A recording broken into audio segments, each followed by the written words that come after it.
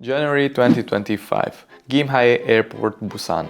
An Air Busan plane with 176 people on board is preparing for takeoff to Hong Kong.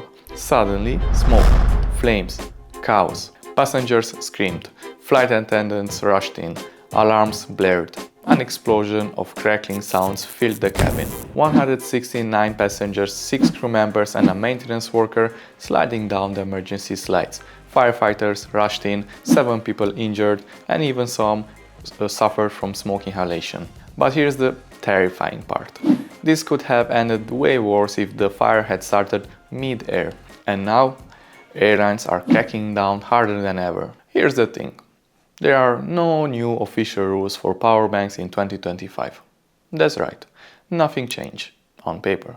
But after that fire, every airline, every security checkpoint, every flight crew is on high alert. So if you are traveling with a power bank, you better know the rules, because this time they are not playing around. Rule number 1, carry on only. No tossing it into your checked luggage, no oops, I forgot. If a power bank catches fire in the cargo hold, there's no one there to stop it. Rule number 2, size matters.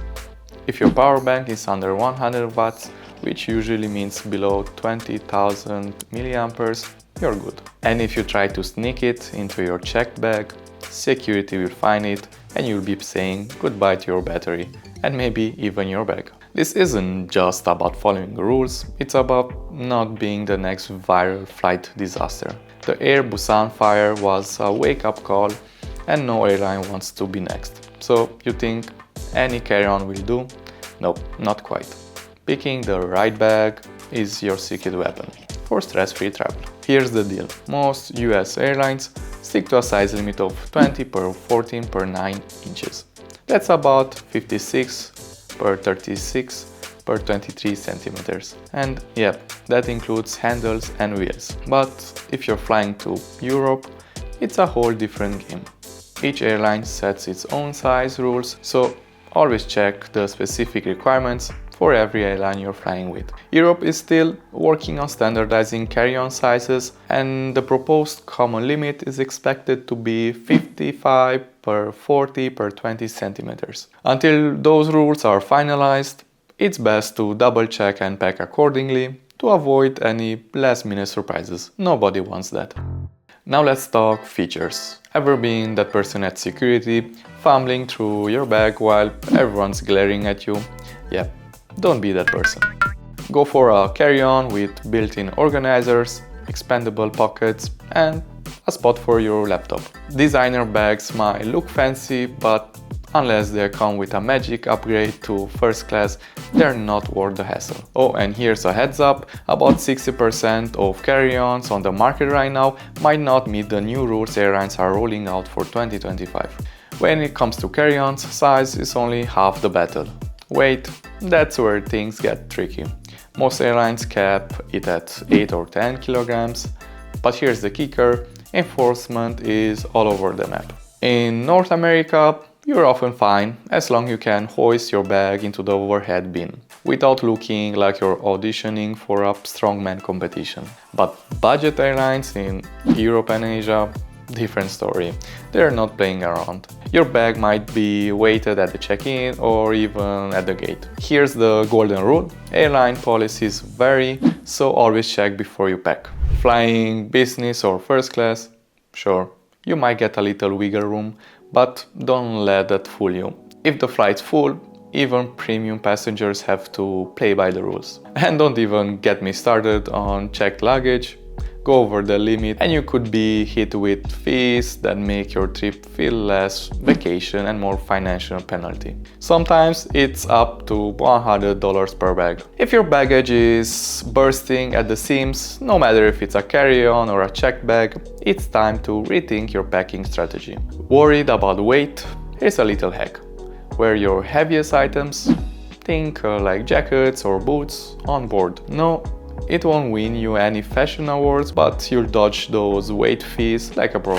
Plus, planes can get chilly, so you'll thank yourself when the AC is blasting. Pro tip, Pick up a small luggage scale. It's a lifesaver. Weight your bag at home and spare yourself the drama of unpacking in front of a line of annoyed travelers at the airport. Trust me, no one wants to be that person. Let's talk personal items. Your bag, be it a backpack, laptop case or a purse, has one job. Fit neatly under the seat in front of you, no excuses. Most airlines cap the size at 18 per 14 per 8 inches or 45 per 35 per 20 centimeters. But smaller planes or budget airlines might go tighter. A couple of inches can be the difference between smooth sailing and a gate check fee. Here's the deal. Most airlines only allow one personal item per passenger. That means if you're carrying both a purse and a laptop case, you'll need to combine them or leave one behind. On top of that, some airlines impose weight limits on personal items, often around 5 or 7 kilograms. So don't overload it unless you're ready for a showdown at the check-in counter. The silver lining: items like medical gear, baby supplies or duty-free purchases often don't count toward your carry-on limit. Essential medical devices like CPAP machines or baby items like strollers are usually allowed at no extra cost. Just let the airline know in advance and have any necessary paperwork ready. Duty-free goods are also exempt as long as they're sealed in official tamper-evident bags with a receipt, but some airlines may have size or weight rules even for these. Small items like cameras or umbrellas often get a pass too, as long as they fit under the seat.